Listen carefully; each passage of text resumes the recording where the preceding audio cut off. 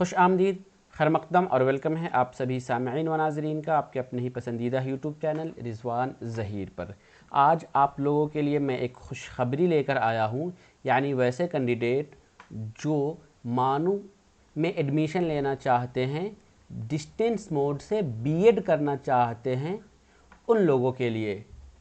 अब तक मैं देख पा रहा था कि बहुत सारे ऐसे स्टूडेंट थे जो कमेंट बॉक्स में, व्हाट्सएप पे या इंस्टाग्राम पे, उन सभी जगहों पे हमसे ये पूछ रहे थे, सवाल कर रहे थे कि डिस्टेंस मोड बीएड का नोटिफिकेशन कब आएगा। और ये सवाल जायज़ भी था क्योंकि मानो में पिछले 2 सालों से डिस्टेंस मोड का बीएड एडमिशन नहीं हुआ था।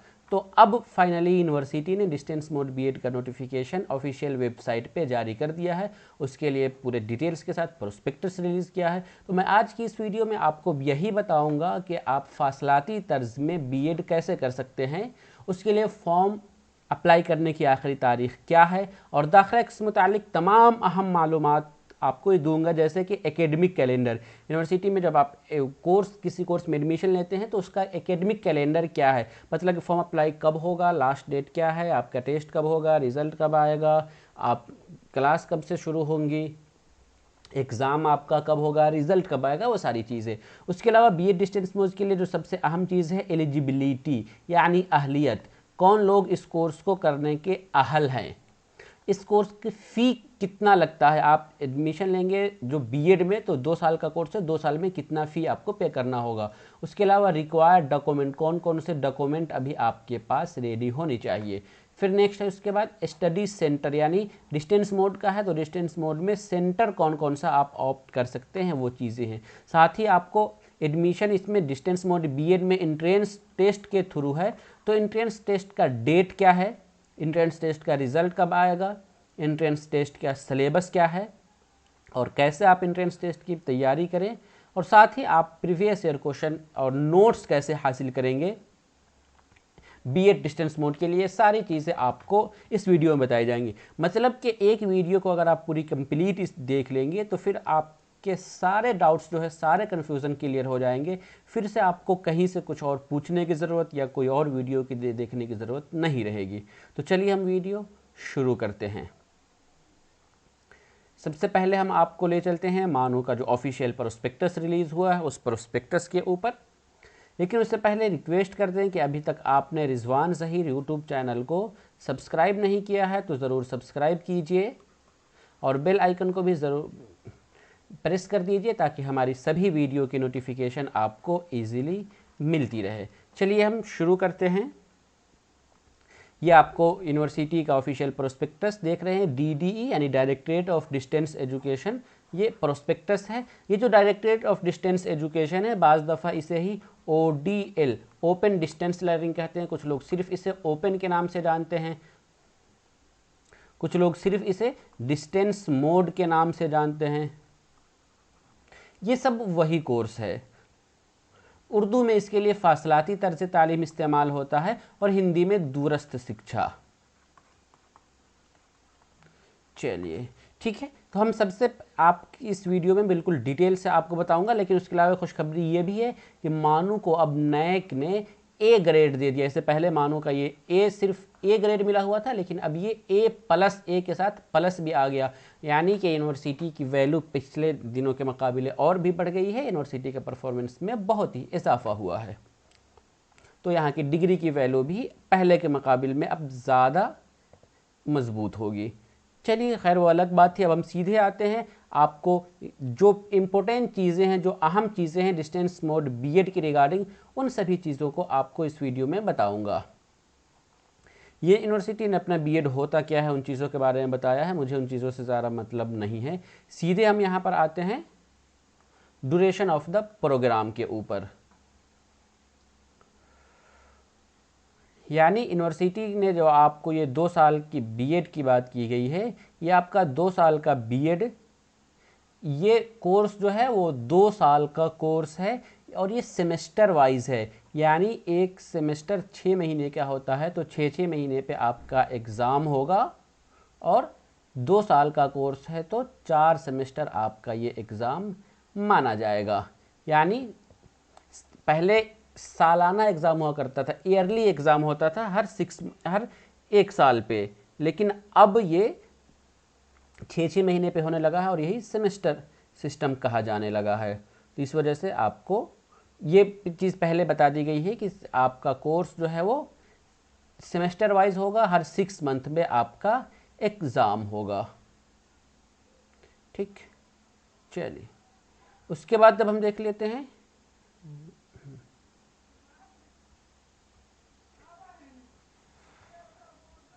मीडियम ऑफ इंस्ट्रक्शन क्या होगा। आपकी जो पढ़ाई होगी, ये जो क्लासेस जो आपकी ली जा रही है, ये सिर्फ और सिर्फ उर्दू में ही होगी। यानी मानू का मीडियम ऑफ इंस्ट्रक्शन उर्दू है, तो मानू में जो पढ़ाई होगी वो आपकी उर्दू मीडियम में होगी। नेक्स्ट उसके बाद जो सबसे इम्पोर्टेंट और अहम है, एलिजिबिलिटी या अहलियत, कौन लोग डिस्टेंस मोड बीएड को कर सकते हैं। तो इसके लिए यूनिवर्सिटी ने एनसीटीई 2014 का जो रूल है उसी को फॉलो किया है। एनसीटीई 2014 के रूल में क्लियरली मेंशन है कि डिस्टेंस मोड से बीएड वो लोग कर सकते हैं कि trained in service teacher in elementary education.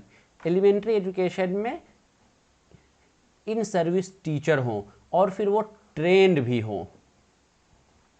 ये ट्रेंड का मतलब कि वो डिप्लोमा किया हो, यानी कि एनसीटी से रिकॉग्नाइज टीचर एजुकेशन प्रोग्राम उन्होंने फेस टू फेस किया हो। और दूसरी चीज़ की इन सर्विस टीचर हो, मतलब कि वो अभी किसी स्कूल में टीचिंग का जॉब कर रहे हों।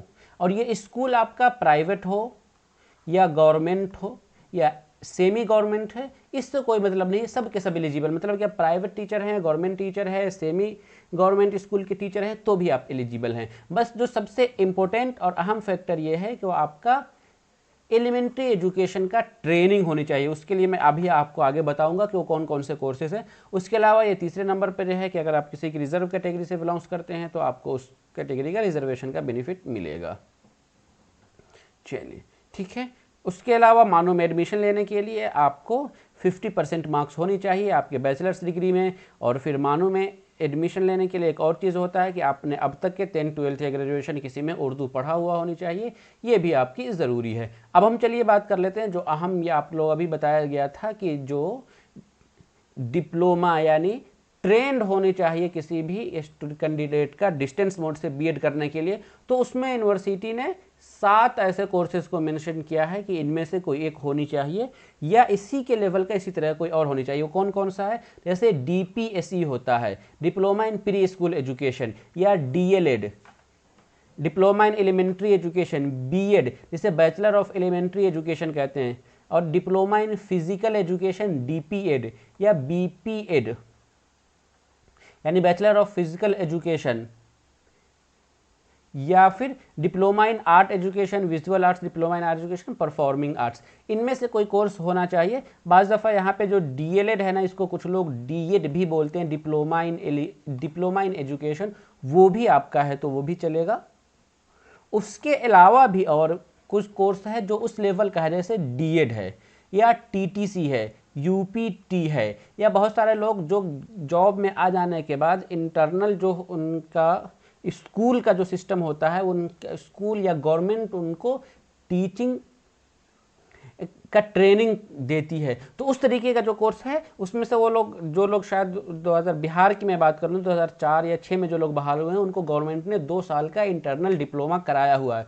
तो जो लोग उस कोर्स के होल्डर हैं तो वो लोग भी इसमें एडमिशन ले सकते हैं, उन लोग भी एलिजिबल हैं, क्योंकि उन लोगों का इसके अलावा ये जैसे डीएलएड, डीपीएड, बीपीएड को अगर कुछ और दूसरे नाम से उनका इंटरनल ट्रेनिंग होता है, तो वो आप अगर 2 साल का यानी पूरा 2 साल का उनका कोर्स होगा, वो रेगुलर मोड में होगा, तो उस बेस पर वो डिस्टेंस मोड से बीएड में एलिजिबल हैं। अब चलिए आगे हम बात कर लेते हैं कि प्रोग्राम फ़ी क्या है, यानी आप जो कोर्स में एडमिशन लेंगे बीएड में तो आपको कितना फ़ी पेमेंट करना पड़ेगा। अगर कैंडिडेट एससी, एसटी, पीडब्ल्यूडी या ईडब्ल्यूएस या वुमेन कैटेगरी से है तो उनके लिए पूरे 2 साल का 27,000 रुपये है। अदर कैंडिडेट के लिए 2 साल का 39,000 रुपये है। और ये पूरा का पूरा पेमेंट आपको 1 टाइम पेमेंट करना पड़ेगा, यानी जब आप एडमिशन लेंगे तो एडमिशन के टाइम ही अदर कैंडिडेट को 39,000 और SC, ST, PWD, EWS, transgender और वुमेन कैटेगरी को 27,000, बस यही फ़ी है पूरे 2 साल का फ़ी, इसके अलावा कोई और फ़ी नहीं पे करना पड़ेगा। उसके अलावा हम बात करते हैं नेक्स्ट जो है हमारा, हाँ, ये रहा प्रोसेस ऑफ एडमिशन। आप एडमिशन का प्रोसेस क्या है, तो उसके लिए आपको ये लिंक दिया हुआ, इस लिंक को मैं नीचे कमेंट बॉक्स में भी दे दूंगा। वैसे एक वीडियो मैं ऑलरेडी बना रहा हूँ, जिस वीडियो में आपको पता चल जाएगा कि कैसे फॉर्म अप्लाई करेंगे, उस वीडियो को आप ज़रूर देख लीजिएगा। ये लिंक है, इस लिंक के थ्रू फॉर्म अप्लाई करेंगे। उसमें आपको जो कैंडिडेट को है सभी सॉफ्ट कॉपी अपलोड करना है, और जो भी रिक्वायर्ड डॉक्यूमेंट है। फॉर्म अप्लाई करने में जो यूनिवर्सिटी फॉर्म का जो चार्ज लगेगा वो 1000 रुपये है। ये 1000 रुपये सभी कैंडिडेट के लिए है। जनरल कैटेगरी को स्टूडेंट हो, EWS हो, या OBC हो, या PWD हो, कोई भी कैटेगरी का कोई भी कैंडिडेट हो, उन सभी के लिए 1000 रुपये रजिस्ट्रेशन फ़ी है। अब पता है आपको कि एडमिशन इसमें कैसे है, मेरिट के बेस पर या डायरेक्ट नहीं है, सॉरी, बल्कि इसमें एडमिशन जो है एंट्रेंस टेस्ट के थ्रू है। प्रवेश परीक्षा आपको देना पड़ेगा। तो इस एग्ज़ाम के लिए क्या प्रोसेस है उसको मैं अभी आपको यहाँ पर बता रहा हूँ कि इसमें जो एग्ज़ाम जो होगा वो आपका ऑब्जेक्टिव टाइप का 100 क्वेश्चन इसमें से आपके एग्ज़ाम में पूछा जाएगा। MCQs होगा टोटल 100 क्वेश्चन, उसमें उसको 2 पार्ट करके 5 अलग अलग सेक्शन में बांटा गया। वो पार्ट ए में जनरल इंग्लिश है, जनरल उर्दू है, 15-15 नंबर का। ये कह लें कि एंट्रेंस टेस्ट का आपका सिलेबस है। तो पार्ट ए में 15 number English, 15 number Urdu. Part B में जब हम बात करते हैं तो जनरल अवेयरनेस 25 नंबर है, लॉजिकल एंड एनालिटिकल रीजनिंग है, ये भी 25 नंबर है, टीचिंग एंड लर्निंग 20 नंबर, कुल मिला के 100 नंबर है। आपका एग्जाम का जो क्वेश्चन होगा वो सिर्फ और सिर्फ उर्दू लैंग्वेज में होगा, दूसरे लैंग्वेज में नहीं होगा। इसमें कोई भी आपका निगेटिव मार्किंग नहीं है। जितने भी क्वेश्चंस को आप अटेम्प्ट करेंगे, अगर सही होता है तो आंसर मिलेगा, गलत होता है तो उससे आपका नंबर कुछ भी नहीं कटेगा। अब हम बात करते हैं कि एंट्रेंस टेस्ट का सेंटर क्या है। आप अगर डिस्टेंस मोड से बीएड करना चाह रहे हैं तो एंट्रेंस देना पड़ेगा, और एंट्रेंस के लिए सिर्फ 8 सेंटर हैं, इनमें से किसी एक को ऑप्ट कर सकते हैं। जो college of teacher education Hyderabad है, college of teacher education Aurangabad, city Bidar, city Sambhal, city Nuh, city Asansol, city Bhopal, Darbhanga, Srinagar. अच्छा, ये औरंगाबाद आपका महाराष्ट्र में पड़ेगा, बीदर आपका कर्नाटक में है, संभल आपका वेस्ट बंगाल में है, नूह जो आपका हरियाणा में है, सॉरी संभल यूपी में है, संभल यूपी में है, आसनसोल आपका वेस्ट बंगाल में है, भोपाल आपका ये मध्य प्रदेश में है MP में, दरभंगा ये बिहार में है, श्रीनगर आपका कश्मीर में है। तो ये सारे सेंटर्स हैं। इनमें से किसी एक सेंटर्स को आपको आउट करना पड़ेगा और आपका एंट्रेंस इसी किसी सेंटर पर होगा। उसके बाद ये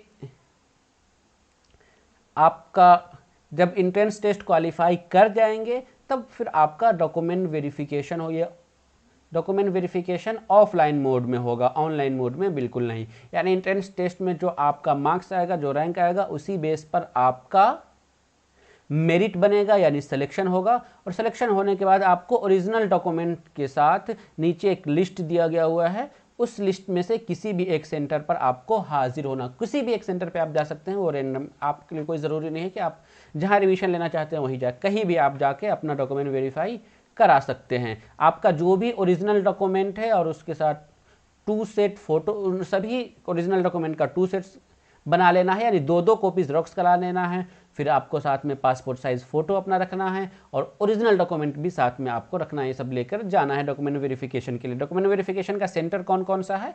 ये डॉक्यूमेंट वेरिफिकेशन का सेंटर यही हैदराबाद, औरंगाबाद यानी महाराष्ट्र, बीदर यानी कर्नाटका, संभल यानी यूपी, नूह हरियाणा, आसनसोल वेस्ट बंगाल, भोपाल मध्य प्रदेश, दरभंगा बिहार और श्रीनगर कश्मीर, इनमें से किसी एक सेंटर पे आप डॉक्यूमेंट वेरीफाई करा सकते हैं।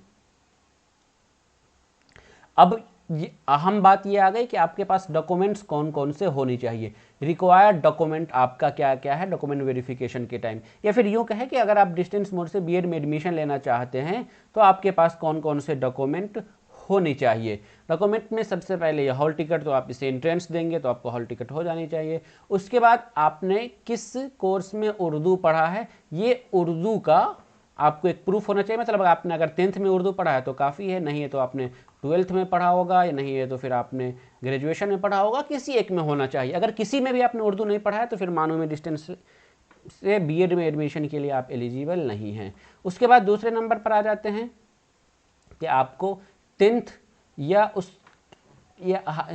का आपको एक सर्टिफिकेट होनी चाहिए, या उस तरह का कोई और रिलीवेंट डॉक्यूमेंट होनी चाहिए जो जिससे ये प्रूफ किया जाए कि आपका डेट ऑफ बर्थ क्या है, कैंडिडेट का नाम क्या है और फादर नेम क्या है। यानी आपके फादर नेम, कैंडिडेट नेम और डेट ऑफ बर्थ के प्रूफ के लिए 10th का आपको सर्टिफिकेट या मार्कशीट होनी चाहिए। उसके बाद ये है कि आप ग्रेजुएशन किए हुए हैं तो ग्रेजुएशन के first year, second year and third year तीनों साल का मार्कशीट आपके पास होनी चाहिए। और साथ में ये तो ज़रूरी ही है, और अगर पोस्ट ग्रेजुएट अगर आप पीजी कर चुके हैं तो उसका भी ये दोनों साल का, यानी पार्ट 1 का पार्ट 2 का दोनों का मार्कशीट होनी चाहिए। जो लोग ग्रेजुएशन नहीं किए हैं उनके लिए बस, जिन लोगों ने पोस्ट ग्रेजुएशन नहीं किया है, पीजी नहीं किया है, उन लोगों के लिए सिर्फ ग्रेजुएशन का first, second and third year का मार्कशीट ज़रूरी है। उसके अलावा प्रोविजनल या डिग्री सर्टिफिकेट, मास्टर डिग्री ये आपके पास होनी चाहिए। प्रोविजनल या डिग्री, आपने जो 12th किया है और फिर आपने जो ग्रेजुएशन किया है तो उस ग्रेजुएशन का डिग्री सर्टिफिकेट होनी चाहिए। डिग्री सर्टिफिकेट नहीं है तो एटलीस्ट प्रोविजनल होनी चाहिए। साथ में अगर आपने मास्टर भी किया है तो मास्टर का भी डिग्री सर्टिफिकेट होना चाहिए, नहीं है तो कोई बात नहीं। उसके अलावा अहम जो आ जाता है सर्टिफिकेट ऑफ एनसीटी रिकॉग्नाइज, यानी आपको ऊपर जो बताया गया था कि डिस्टेंस मोड से बीएड करने के लिए रेगुलर मोड का DElEd, face to face mode का डीएलएड या अदर होना चाहिए, तो उसका सर्टिफिकेट आपके पास एनी हाउ होनी चाहिए, उसको भी आपको डॉक्यूमेंट वेरिफिकेशन में लगाना पड़ेगा। फिर है proof of trained in service teacher in elementary education as mention in eligibility criteria, आपके पास एक ये भी होनी चाहिए कि आप जॉब में हैं। नेक्स्ट है एम्प्लॉयमेंट सर्टिफिकेट। अच्छा, एम्प्लॉयमेंट सर्टिफिकेट ये है कि आप किस स्कूल में पढ़ा रहे, उसके लिए एनेक्सर 1 दिया हुआ है, हम उसको देख के बता देंगे कि कैंडिडेट का एक एम्प्लॉयमेंट का फॉर्मेट दिया हुआ है, उस फॉर्मेट को प्रिंट करा के उसमें डीओ से, बीओ से या एमईओ से किसी से वेरीफाई करा के तब आपको, मतलब डीओ हो जाता है डिस्ट्रिक्ट एजुकेशन ऑफिसर, बीओ है ब्लॉक एजुकेशन ऑफिसर, इनमें से किसी से भी आपको अपना डॉक्यूमेंट एक वेरीफाई करा के तब जाके आपको एडमिशन मिलेगा। यानी डॉक्यूमेंट वेरिफिकेशन के टाइम आपके पास ये डॉक्यूमेंट होना चाहिए। Employment certificate, permission of certificate issued by recognised school और सेलेक्टेड कैंडिडेट फॉर अंडरटेकिंग, यानी जिस स्कूल में आप अभी टीचिंग कर रहे हैं तो उस स्कूल के हेडमास्टर का भी एक परमिशन सर्टिफिकेट आपके पास होनी चाहिए कि हाँ वहाँ से आपको परमिशन मिला है आपको ये कोर्स करने के लिए। माइग्रेशन सर्टिफिकेट, आपने लास्ट टाइम में जहाँ कोर्स अपना कंप्लीट किया है, यानी यूजी आपने किया है तो यूजी का माइग्रेशन, पीजी किया है तो पीजी का माइग्रेशन सर्टिफिकेट आपके पास होनी चाहिए डॉक्यूमेंट वेरिफिकेशन में। अगर आप किसी कैटेगरी से बिलोंग्स करते हैं, जैसे एससी है, एसटी है, ओबीसी है, ईडब्ल्यूएस है, तो उन सभी कैटेगरी का भी रिजर्वेशन सर्टिफिकेट आपके पास होनी चाहिए। या उसके अलावा आपके पास अगर कोई और भी डॉक्यूमेंट है तो फिर आपको उसका डॉक्यूमेंट भी आपके पास होनी चाहिए, जो आप क्लेम करना चाहते हैं, जो प्रूफ करना चाहते हैं। ठीक, चलिए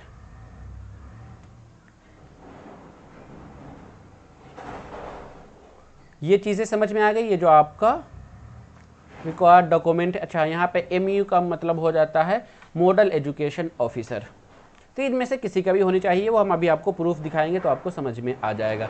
अब चलिए हम आपको बता देते हैं लिस्ट ऑफ प्रोग्राम सेंटर या एग्ज़ाम सेंटर कौन कौन सा है, यानी मानो कितने सेंटर से डिस्टेंस मोड से बीएड करा रही है। तो टोटल सेंटर्स जो है ये आपके 20 है, और हर एक सेंटर पे कितनी सीटें हैं, 50 सीटें हैं। तो प्रोग्राम सेंटर में आपका ये हैदराबाद का है, ये भी हैदराबाद का है, एक डिस्टेंस मोड का, दूसरा college of education and training का है, उस्मानिया कॉलेज ऑफ एजुकेशन ये करनौल में आपका पड़ता है, ये आपका निर्मल में है, ये भी तेलंगाना का ही है, ये महाराष्ट्र का औरंगाबाद है, ये रज़ाबाग ये भी औरंगाबाद है, औरंगाबाद में आपको 2 सेंटर देखने को मिल रहा है। इकरा कॉलेज ऑफ एजुकेशन ये जलगांव, ये आपका महाराष्ट्र में है। एमए कॉलेज ऑफ एजुकेशन ये आपका नासिक, ये महाराष्ट्र में है। ये भी महाराष्ट्र में एक सेंटर है, यहाँ से बीएड डिस्टेंस मोड से हो रहा है। फिर कर्नाटका है, वहाँ भी डिस्टेंस मोड से बीएड हो रहा है। एक कर्नाटका का एक सेंटर ये भी है। मानू कॉलेज ऑफ टीचर एजुकेशन ये आपका बीदर कर्नाटक, यहाँ भी डिस्टेंस मोड से बीएड है। मानू कॉलेज ऑफ टीचर एजुकेशन ये आपका भोपाल का है, भोपाल से भी बीएड डिस्टेंस मोड से हो रहा है। ये मध्य प्रदेश में एक और सेंटर है, वहाँ डिस्टेंस मोड से बीएड हो रहा है। मानू कॉलेज ऑफ टीचर एजुकेशन ये दरभंगा का जो रेगुलर मोड का जहाँ सेंटर चलता है वहीं डिस्टेंस मोड का भी सेंटर है। मानू कॉलेज ऑफ टीचर एजुकेशन ये दानिशगाह Islamia high school campus Asansol, जो मानू का college of teacher education Asansol में चलता है, वहाँ भी डिस्टेंस मोड का सेंटर है। उसी तरीके से नूह में जो सेंटर मानू रेगुलर मोड का चलता है वहीं डिस्टेंस मोड का सेंटर है। और संभल में भी सेम वही बात है, संभल में भी मानो डिस्टेंस मोड का सेंटर है। पटना में अल्फातिमा एजुकेशन सोसाइटी, वहाँ मानो बीएड डिस्टेंस मोड का एक सेंटर है। और फिर श्रीनगर कश्मीर में मानो डिस्टेंस मोड का एक सेंटर है। तो इतने सारे सेंटर्स पे मानो डिस्टेंस मोड से, यानी टोटल 20 सेंटर्स पे डिस्टेंस मोड से बीएड करा रही है। हर एक सेंटर पे 50 सीट है, तो आपका कितना सीट हो जाएगा? 1000 सीट हो जाएगा।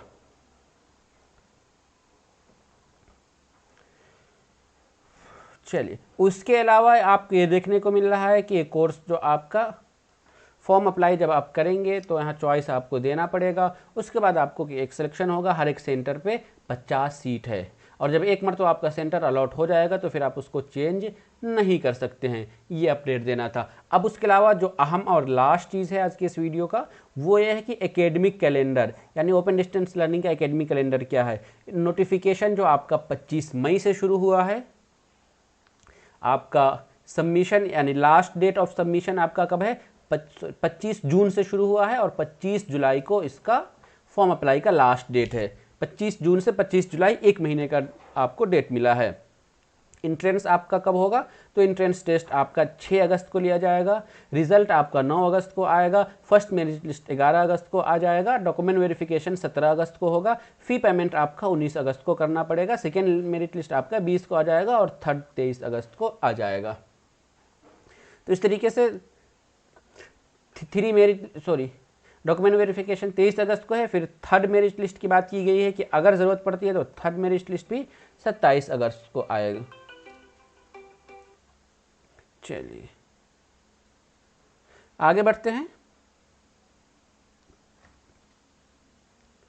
ये सारी चीज़ें हैं, फी पेमेंट का प्रोसेस है। उसके बाद last date of admission close 31 अगस्त से एडमिशन क्लोज हो जाएगा। जिन लोगों का एडमिशन हुआ तो हुआ, नहीं हुआ तो सीट खाली रह जाए, कोई बात नहीं, बात खत्म। ऑनलाइन इंडक्शन प्रोग्राम, जो लोग भी एडमिशन लेंगे उनको 15 सितंबर से इंडक्शन प्रोग्राम अटेंड करना पड़ेगा। काउंसलिंग सेशन या वर्कशॉप जो है वो आपका 15 नवंबर से है। Last date of submission of assignment आपको 10 दिसंबर को जमा करना है। और फिर असाइनमेंट जो आपको होगा वो 10 दिसंबर को होगा।